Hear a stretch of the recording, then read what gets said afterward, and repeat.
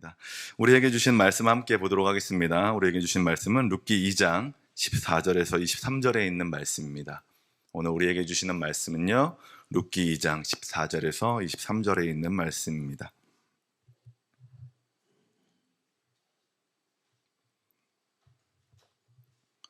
네, 룻기 2장 14절에서 23절 말씀 한 절씩 교독하도록 하겠습니다. 제가 먼저 읽겠습니다. 14절 제가 먼저 읽습니다. 식사할 때 보아스가 룻에게 이르되 이리로 와서 떡을 먹으며 내 떡 조각을 초에 찍으라 하므로 룻이 곡식 베는 자 곁에 앉으니 그가 볶은 곡식을 주매 룻이 배불리 먹고 남았더라.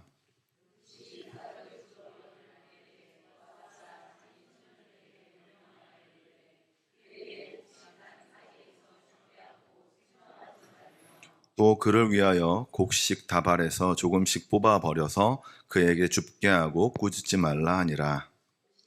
룻이 밭에서 저녁까지 줍고 그 주운 것을 떠니 보리가 한 에바쯤 되는지라. 그것을 가지고 성읍에 들어가서 시어머니에게 그 주운 것을 보이고 그가 배불리 먹고 남긴 것을 내어 시어머니에게 드리매 시어머니가 그에게 이르되 오늘 어디서 주었느냐 어디서 일을 하였느냐 너를 돌본 자에게 복이 있기를 원하노라 하니 룻이 누구에게서 일했는지를 시어머니에게 알게 하여 이르되 오늘 일하게 한 사람의 이름은 보아스니이다 하는지라. 나오미가 자기 며느리에게 이르되 그가 여호와로부터 복받기를 원하노라. 그가 살아있는 자와 죽은 자에게 은혜 베풀기를 그치지 아니하도다 하고 나오미가 또 그에게 이르되 그 사람은 우리와 가까우니 우리 기업 물을 자 중에 하나이니라 하니라. 모압 여인 룻이 이르되 그가 내게 또 이르기를 내 추수를 다 마치기까지 너는 내 소년들에게 가까이 있으라 하더이다 하니 나오미가 며느리 룻에게 이르되 내 딸아 너는 그의 소녀들과 함께 나가고 다른 밭에서 사람을 만나지 아니하는 것이 좋으니라 하는지라. 이에 룻이 보아스의 소녀들에게 가까이 있어서 보리 추수와 밀 추수를 마치기까지 이삭을 주우며 그의 시어머니와 함께 거주하니라. 아멘. 네. 다시 한번 이 자리에 나오신 우리 모든 성도님들을 환영하고 축복합니다. 저는 계속해서 룻에 대한 이야기들을 보고 있습니다. 오늘 룻에 대한 이야기들을 보기 이전에 잠깐 그 전래동화 이야기를 하나 좀 하고 싶습니다. 우리 전래동화라는 것은 우리가 대표적으로 다 아는 그 동화에 속하죠. 그래서 다 아는 그 동화 중에 하나인 혹부리 영감에 대해서 이야기해 보려고 합니다. 이제 모르는 사람이 거의 없죠. 여기 있는 분들은 다 아실 거라고 믿습니다. 자, 내용을 보면요, 마음씨 착한 그 영감님이 하나 계셨는데 그에겐 하나의 흠이 있죠. 바로 얼굴에 혹이 달려 있었다라는 것입니다. 그래서 사람들이 그 영감님을 혹부리 영감이라고 불렀습니다. 남들과는 다른 모습 때문에 좀 우스꽝스러울 수도 있지만 그는 그에게 그 달린 그 혹을 가지고 일평생을 살아왔습니다. 혹에 혹자만 나와도 사람들은 그 영감님을 떠올렸을 것입니다. 자, 그런데 그 혹부리 영감님이 어느 날 그가 늘 하던 일이었는데요. 무엇이냐면 나무를 베는 일이었습니다. 자, 어느 때와 마찬가지로 나무를 베려고 산에 올라갔습니다. 그런데 너무 오랫동안 있었던 것 같아요. 네, 나무 베는 일이 오래 걸렸는지 또 많이 했는지는 잘 모르겠지만 날이 저물었다라고 이야기합니다. 그래서 산을 내려오던 중에 더 이제 어두워서 못 가겠다 싶어가지고 이제 폐가에 들렸다라고 성경이래요. 동화는 이야기하고 있습니다. 입에 너무 성경이 배어가지고 제 말씀 가운데 사는 사람인 것 같습니다. 네. 폐가에 들렸어요. 동화에서는 폐가에 들렸다라고 이야기하죠. 근데 저는 사실 이제 날이 어두워져도 폐가는 못 들어갈 것 같은데 동화하다 보니까 영감님은 굳이 폐가에 들어가셨습니다. 자, 폐가에서 그냥 주무시긴 좀 뭐했던 것 같아요. 뭐 합니까? 노래를 부르죠. 신나게 이제 무서웠던 겁니다. 그래서 노래를 부릅니다. 열심히 노래를 부르고 있었는데 그 노래 소리를 듣고서 누가 나타나냐면 도깨비가 나타났다라고 이야기합니다. 자, 그 도깨비가 가만 보니까 영감님이 노래를 굉장히 잘하는 것 같아요. 그래서 그 노래를 들으면서 도깨비가 막 춤을 추죠. 그러다가 그렇게 착취당하다가 갑자기 도깨비가 물어보는 거예요. 당신은 어떻게 이렇게 노래를 잘합니까? 라고 물어봤을 때 굳이 뭐 혹부리 영감이 말을 하진 않았던 것 같아요. 동화에서도 그렇게 뭐 내가 잘하는 이유에 대해서 막 말하지 않거든요. 그때 도깨비가 뭐라고 이야기하냐면 그 혹에서 그 노래가 나오냐고 물어봐요. 그래서 그 도깨비가 말하는 것이죠. 그 혹을 자기한테 팔라는 거예요. 자기가 돈을, 그러니까 거기에 맞는 것을 지불할 테니까 그 혹을 자기한테 달라는 것이죠. 자, 그래서 어떻게 됩니까? 그 협상이 이루어지는 것이죠. 그래서 혹을 떼게 되고 거기에 맞는 돈을 받게 됩니다. 자, 영감님이 한 일은 늦은 시간까지 나무를 한 일이었고 그냥 내려오다가 너무 늦어가지고 폐가에 들렸고 무서워서 그냥 노래를 부르면서 하룻밤 거기서 묵으려고 했던 것뿐이었습니다. 그런데 그가 하루 사이에 모든 것들이 싹 바뀌었어요. 자, 그리고 이 소식을 많은 사람들이 듣게 되고 혹되고 또 돈도 많이 받게 된 그 영감님에 대해서 부러워하게 되는 것이죠.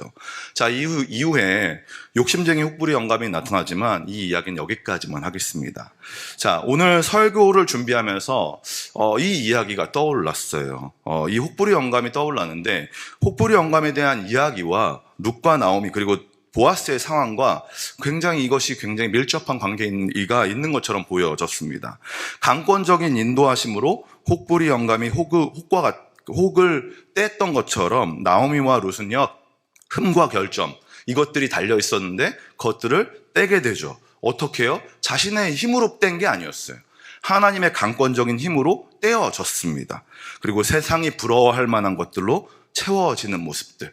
이 모습이 마치 이 혹부리 영감이 자신의 그 혹을 떼고 많은 그 돈을 받게 되었던 그 모습과 같이 비슷해 보였다라는 것입니다. 자, 이처럼 우리는 이 모습들, 이 강권적으로 뭔가 바뀌는 모습들을 보면서 이것이 사람의 힘이 아니라 바로 우리의 입장에서 봤을 땐 바로 하나님의 은혜로 되어지는 것, 이것이 바로 우리의 삶이구나라는 것들을 보게 된다라는 것입니다. 자, 오늘 이런 하나님의 은혜에 대해서 깊이 있게 나눠보려고 합니다. 자, 이 장을 시작하면서 룻은 사람들의 수군거림을 뒤로하고 하나님의 인도하심, 섭리를 따라서 보아스의 밭에서 이삭을 줍게 됩니다. 룻이 그 이삭을 줍고 있을 때 때마침 보아스가 그 밭을 지나가게 되고 룻을 보게 되는 것이죠. 제가 지난번에 이것이 바로 하나님의 섭리, 은혜라고 이야기했습니다. 자, 이후에 하나님은 보아스의 마음 가운데 룻에 대한 긍휼함을 심어 주십니다. 그가 그렇게 가지려고 했던 것이 아니라 룻을 보면서 긍휼함을 갖게 하신 것이 바로 하나님이셨습니다. 그래서 룻이 다른 밭에 가지 못하게 막았어요.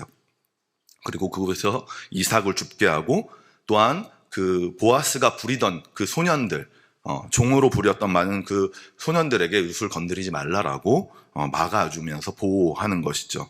그리고 길러온 물을 마실 수 있도록 내어줬다라고 지난번에 같이 이야기 나눴습니다. 자, 이런 배려 이후에 보아스는 룻에게 은혜를 베푸면서 조금 더 가까워지는 시간들이 이루어집니다. 그 이야기가 바로 오늘 나타난 본문입니다. 이전까지 멀찌감치해서 그에 대해서 알아갔다라면 이제는 보아스는 룻을 자신의 곁으로 초대하면서 더 가까워지려고 했다라는 것입니다. 자, 이 시간 보아스가 베푼 그 은혜를 통해서 하나님께서 우리에게 베푸신 은혜에 대해서 나눠보고자 합니다. 자, 수수하던 사람들이요, 이삭을 줍고 있던 때에 일을 멈추고 식사를 하게 됩니다. 네, 야참을 먹었는지는 모르겠어요. 우리나라처럼 이렇게 농사 일을 하다가 중간에 이렇게 새참이라고 하죠. 새참을 먹었는지는 모르겠지만 그와 같이 비슷하게 먹었는지는 모르겠지만 많은 사람들이 일을 하다가 멈추고 식사를 하는 시간들을 갖습니다. 자, 그럴 때 어떻게 합니까? 룻에게 그 자리로 가까이 오라라고 이야기합니다. 우리 14절 함께 읽었으면 좋겠습니다. 14절입니다. 함께 큰 소리로 읽겠습니다. 시작. 식사할 때에 보아스가 룻에게 이르되 이리로 와서 떡을 먹으며 내 떡 조각을 초에 찍으라 하므로 룻이 이 곡식 빼는 자 곁에 앉으니 그가 볶은 곡식을 주매 룻이 배불리 먹고 남았더라. 네. 당시의 여성이라는 신분과 또한 이방 여인 그리고 남이 이제 그 추수할 때 떨어뜨린 이삭을 줍는 정도의 그것을 줍는 정도의 신분인 사람이 같이 이제 식탁에 앉아서 같이 그 식사하는 자리에 앉아서 절대 먹을 수 없었고 또한 멀찌감치 떨어져서 눈치를 보면서 먹고 있었겠죠. 그런데 그렇게 눈치를 보고 먹고 있는 그 이방 여자를 보아스가 가까운 곳으로 불렀습니다. 이것이 보아스가 첫 번째 베푼 룻에게 베푼 첫 번째 은혜입니다. 바로 무엇을 말합니까? 공동체 안으로 들어오라는 권면인 것입니다. 그동안 이방 여인으로서 남편을 잃고 또한 남편과 아들을 잃은 시어머니 나오미와 함께 살아가던 룻에게 비움에서 채움의 자리로 들어오라는 것이었습니다. 비움에서 채움이라는 공동체 안으로 들어오라고 이야기하는 것입니다. 지금까지도 팔레스타인 이 지역에 사는 사람들은요, 식사의 자리에 사람을 초대하는 것이 우정과 친밀함을 나타내는 자리라 말합니다. 근데 팔레스타인만이 아니어도 우리만 보더라도 우정과 친밀함을 나타내는 자리에 항상 사람들을 초대하고 식사를 하지 않습니까? 마찬가지로 이렇게 둥근 식탁이 그때 당시 이 팔레스타인 사람들이 둥근 식탁을 놓고 가운데 음식을 놓고 함께 한 방향으로 이렇게 음식을 가져가는 것, 가져가다 먹는 것, 이것이 바로 이때 이 사람들이 이루는 그 친밀함에 대한 표현이고 그들이 이렇게 식사의 교제 자리로 나아갈 때의 모습이라는 것입니다. 언어학자는 이 모습이 그 어떠한 식탁의 교제보다 더 친밀함을 드러내는 모습이었다라고 이야기하는 거죠. 이처럼 보아스는 룻을 향해서 이리로 오라고 이야기하면서 멀리 떨어져 있던 그를 불러가지고 식사의 자리, 채움의 공동체의 자리로 초대한 것입니다. 이 채움의 공동체에는 여러 사람이 존재했죠. 유대인 당연히 있었을 거고 이방인 바로 룻이었습니다. 이방 사람이 있었고요. 주인과 일꾼, 남자와 여자 모두가 함께하는 식사의 자리였습니다. 이 자리를 누가 만들었습니까? 보아스가 만들었어요. 이 모습을 통해서 우리가 무엇을 알 수 있냐면 보아스가 율법적으로 어떤 것들을 지켜가고 있었던 사람인지에 대해서 알 수 있는 것입니다. 굳이 이들이 함께 이렇게 식사한 모습들을 보여줌을 통하여서 지금 보아스가 어떤 사람인지 보여주었다라는 것이죠. 즉 보아스는 율법적으로 굉장히 열심히 지켜가고 그것들을 잘 행하려고 했던 사람이었다는 것입니다. 신명기 10장 18절에서 19절에 이런 말씀이 있습니다. 고아와 과부를 위하여 정의를 행하며 나그네를 사랑하여 그에게 떡과 옷을 주시나니 너희는 나그네를 사랑하라. 전에 너희도 애굽 땅에서 나그네 되었음이니라. 하나님께서 애굽 땅에 살았을 때 이스라엘 백성들에게 너희도 나그네였기 때문에 나그네를 대할 때 사랑으로 대하라고 이야기하셨습니다. 그 말씀을 실천하고 있는 것이 바로 보아스의 모습이라는 것입니다. 보아스는 하나님께서 명령하신 대로 고아와 과부를 위해서 정의를 행하는 그 모습을 보여주고 있는 것입니다. 자, 이렇게 하나님의 말씀대로 보아스는 사랑의 공동체를 이루었습니다. 자, 이 공동체 바로 예수님께서 진정으로 원하시는 공동체의 모습이었습니다. 보아스가 지금 이 행하려고 하는 이 모두가 함께 모여서 하는 그 식탁의 교제가 바로 예수님께서 보여주려 하셨던 모습이었다는 것입니다. 좀 긴 절인데 우리 함께 읽었으면 좋겠습니다. 에베소서 2장 13절에서 18절에 있는 말씀입니다. 에베소서 2장 13절에서 18절에 있는 말씀인데요. 우리 함께 읽어봤으면 좋겠습니다. 함께 읽겠습니다. 시작. 이제는 전에 멀리 있던 너희가 그리스도 예수 안에서 그리스도의 피로 가까워졌느니라. 그는 우리의 화평이신지라 둘로 하나를 만드사 원수된 것 곧 중간에 막힌 담을 자기 육체로 하시고 법정으로 된 계명의 율법을 폐하셨으니 이는 이 둘로 자기 안에서 한 세 사람을 지어 화평하게 하시고 또 십자가로 이 둘을 한 몸으로 하나님과 화목하게 하려 하심이라.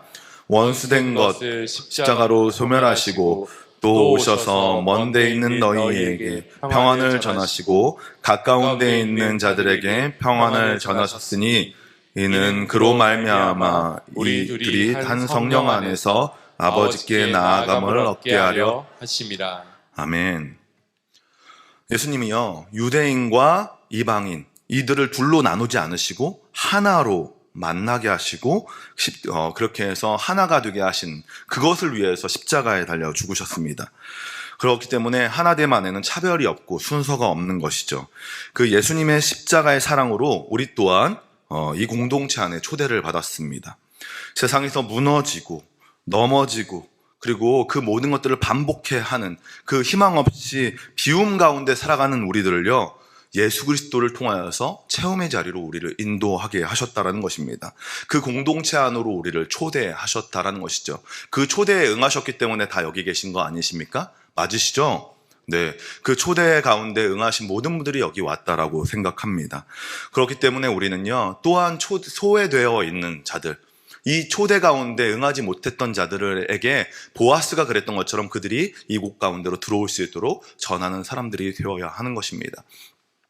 보아스가 룻에게 그 체험의 자리로 오라고 이야기했던 것처럼, 우리가 예수 그리스도께서 우리를 그 체험 자리로 인도하셨던 것처럼 예수 그리스도가 하셨던 그 모습 그대로 우리 또한 소외되어 있는 많은 사람들이 이 공동체 안으로 들어올 수 있도록 도와야 한다는 것입니다. 이것이 그냥 우리 안에 그냥 믿지 않는 사람들이 이 안으로 들어오게 하는 것 뿐만 아니라 우리 안에 있는 이 그리스도의 공동체라는 곳에 공동체 안에서도 소외되어 있는 많은 사람들을 우리가 바라보면서 그들 또한 이곳으로 돌아와 함께 체험의 자리로 돌아올 수 있도록, 들어올 수 있도록 돕는 것이 우리가 해야 될 일이라는 것입니다.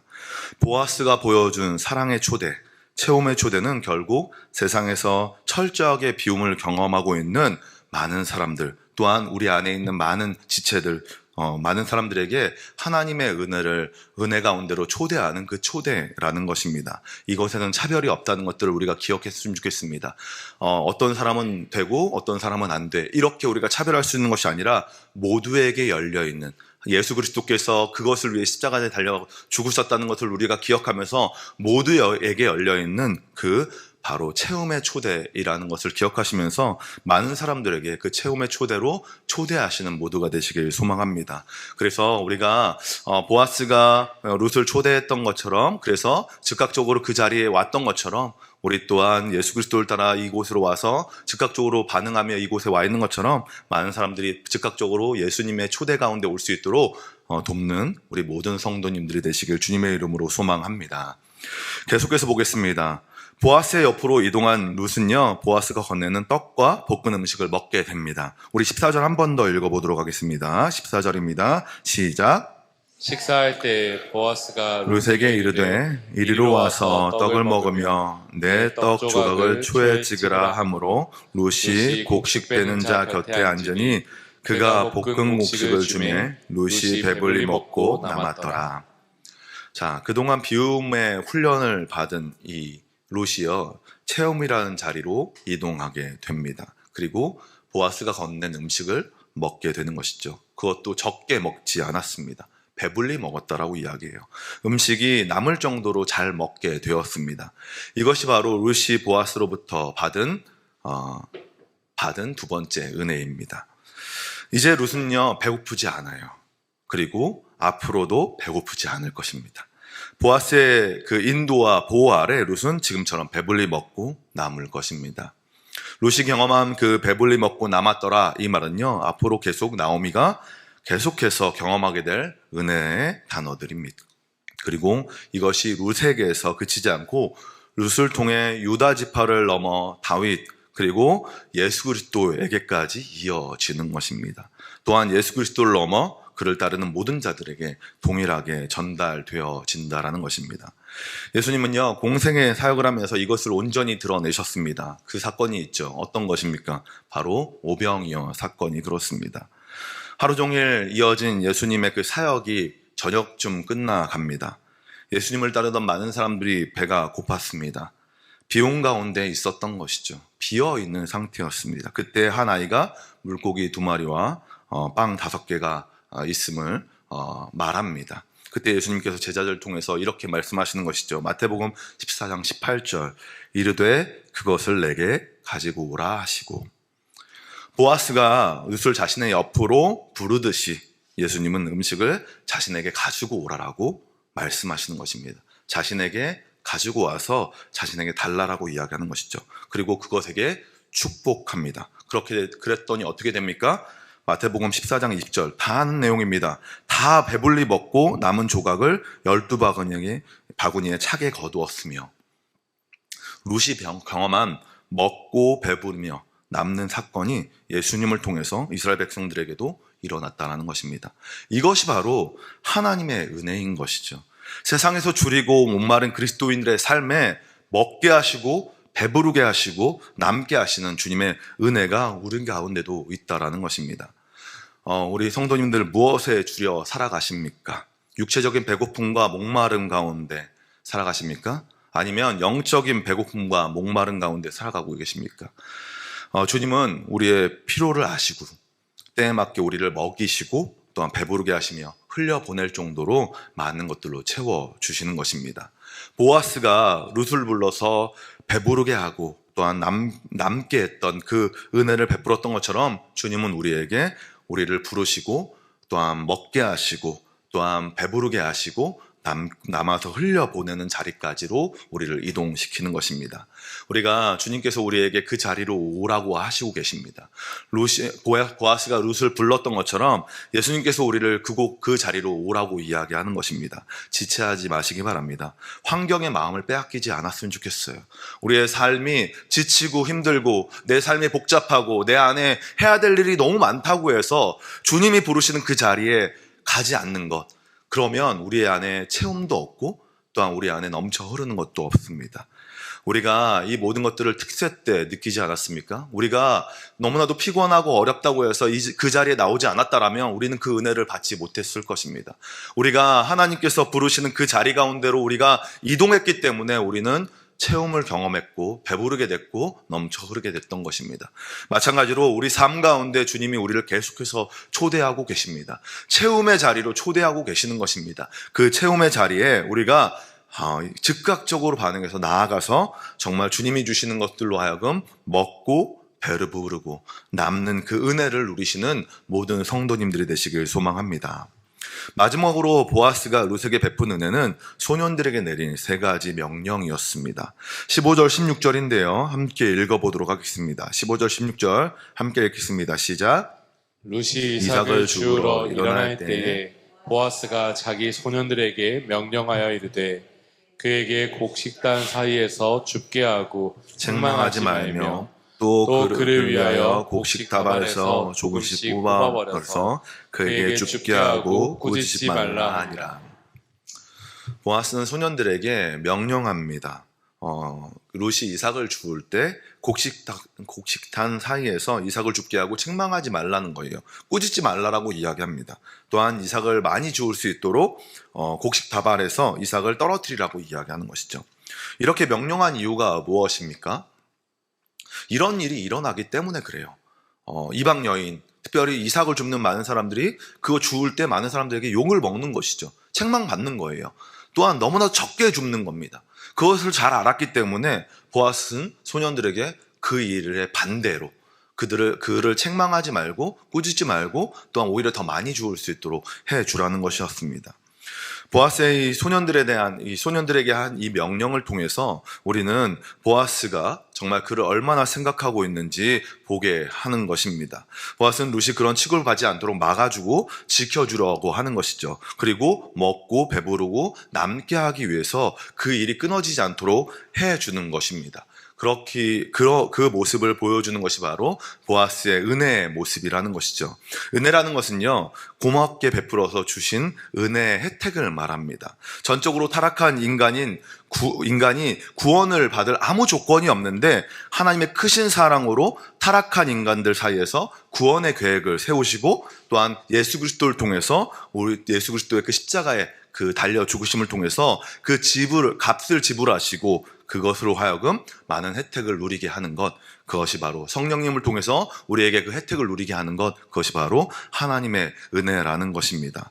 하나님의 은혜를 통하여서 우리가 온전히 살아가는 자들임을 우리가 기억했으면 좋겠습니다. 하나님의 말씀을 따라서 살아가는 자들임을 우리가 기억했으면 좋겠습니다. 모압 땅에서 빈손으로 나왔던 그 여인이 하나님의 자리로 보아스가 베푼 그 은혜의 자리로 이동했던 것처럼 바로 우리도 그 하나님이 말씀하시는 그 자리 가운데에서 우리가 나아갔을 때 주님은 우리를 보호하시고 또한 인도하시며 또한 주님이 주시는 그 은혜 안에서 채워주시고 배부르게 하시고 넘쳐 흐르게 할 것입니다. 우리가 이 사실을 기억하시면서 그 은혜의 자리 가운데 계속해서 나아가시는 모두가 되시길 소망합니다. 그런데요, 룻은 여기서 그치지 않습니다. 룻은 그냥 자신이 혼자서 이 은혜를 받고 끝내지 않았어요.